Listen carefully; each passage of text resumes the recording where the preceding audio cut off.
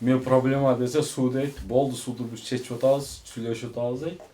Бул аймактагылар сууну 20 жылдан бери ченеп колдонушат. Анткени суу таңкы 6-дан 7-ге чейин 1 саат, кечкисин 7-ден 9-га чейин 2 гана саат берилет. Жашоочулар ушул учурда сууну чакаларга толтуруп алышат. Үлгүрбөй калгандары бир күн бою суусу жок отурууга аргасыз. Мындай көрүнүш көнүмүш адатка айланды деген Замир Абдыраимов үйгө конок чакыргандан да тартынабыз дейт.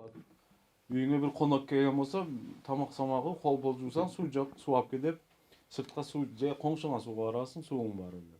Ошол. Суу чыкпайт анан. Кеч немеде дагы онжомча бербей коет 2-3 күн. Суу жок болуп калат.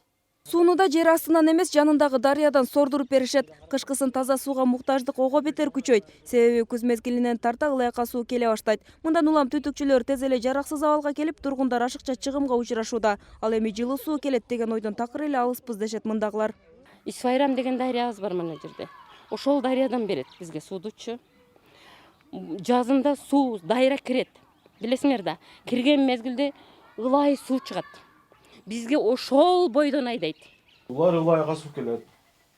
Немелерге толкулат, алмаштырабыз кайрадан. Бочкалар немелерди тыгылып, ылайга суу келет.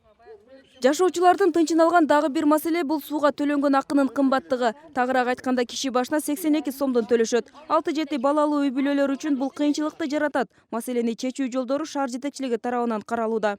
Кудай буюрса мына ушул Европа эски банк 7 миллион евро бөлүнүп калса, бүт шаардагы эски жеткилиги жеткен түтүктөр алмашылып, канализациялар оңдолот. Ошол жолу менен биз сууду чечебиз деген максатта иш алып баратабыз. Шаар ичинде батирлерди арзыбаган баага сатып алууга болот. Себеби суу тартыштыгынан улам турак жайларын сатып көчүп кеткен тургундар көбөйүүдө. Ал эми шаар жетекчилери суу маселеси 3-4 жыл аралыгында чечилерин убадалашууда.